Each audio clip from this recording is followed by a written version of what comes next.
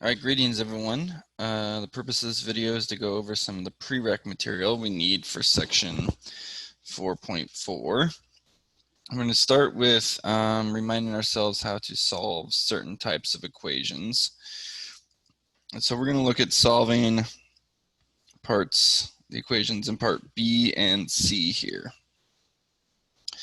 So let's start with the one in B, where we have 4x over x minus 3 equals 1.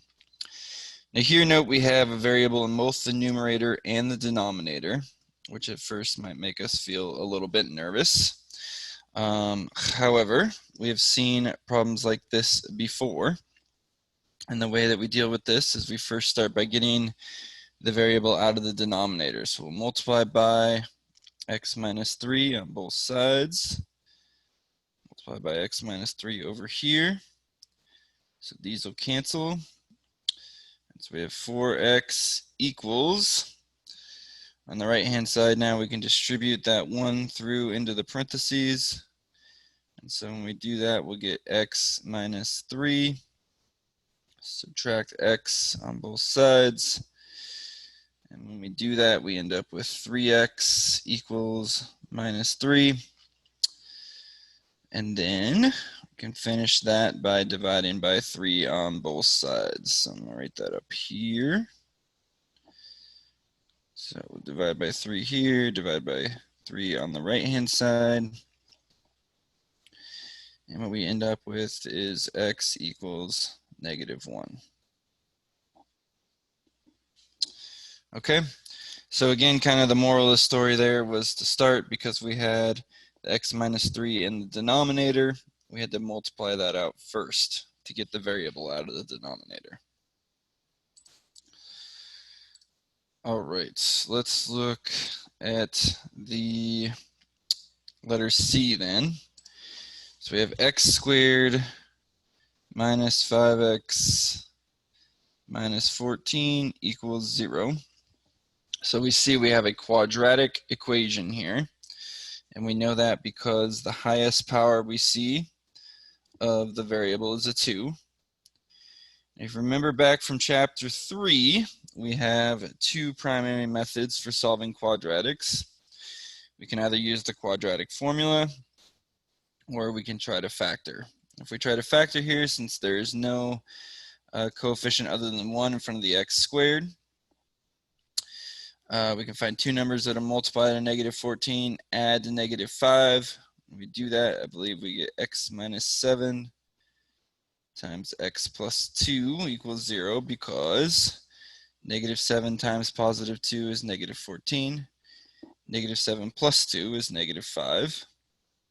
And from there, we can solve for our 2 values of x, which will give us x equals 7 and x equals -2. Okay. All right. Let's look at the bottom of this handout then. So here we're asked to rewrite each of the following expressions in a simpler form, and we have some stuff involving exponents. So for the first one, we have x to the 7th over x to the 4th. And you may remember from earlier in the quarter, or maybe from a different math class, that when we have 2 things being divided, where they have the same base, what we can do is subtract their exponents. So we can write this as x to the 7 minus 4 equals x cubed. Okay. Well, what about the second one now? We have 7 to the x over 4 to the x, and it might be, based on what we did in part A, it might be tempting to try to subtract the exponents there, but we can't do that since we don't have the same base there. So, what would we do instead? Well, let me write something down and write this as 7/4 raised to the xth power. Is that the same as what we have up here? One way we could check that is, let's plug in something for x. Like, let's say we did x equals 2. If we do that on the top here, that becomes 7 squared over 4 squared, which would be 49 over 16. If we do it on the bottom here, we'll have 7/4 squared, which would be 7/4 times 7/4, which then becomes 49 over 16. So we see we get the same thing there. Okay, so it turns out that we can write that 7 to the x over 4 to the x as 7/4 to the x. Now, if you're still unclear about that or uncertain why that is, also consider this. If we have something like 3/4 squared, well, one way we know how to deal with that is because everything on the inside is being multiplied or divided, is we can distribute the exponent and make this 3 squared over 4 squared. Because we can do that, the opposite also needs to be true. So we should be able to go from 3 squared to 4 squared, 3 squared over 4 squared equals 3/4 squared because of the equality here. So that's really what's going on.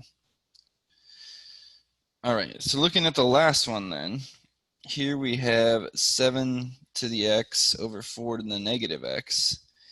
Now here, notice this is kind of similar to the last one, but unfortunately this time we have this negative exponent. But we know how to deal with that. We can make this 7 to the x times 4 to the x. So we just take that 4 to the negative x and move it out of the denominator, move it up. And now here we have two bases being multiplied, but they're to the same power. So we can actually write that as 7 times 4 to the x, or this just becomes 28 to the x. Okay. If you don't believe that, again, you could go ahead and plug in values for x into both 28 to the x and this 7 to the x times 4 to the x, and you should see that they're the same. All right, that is it for now. Thank you for watching.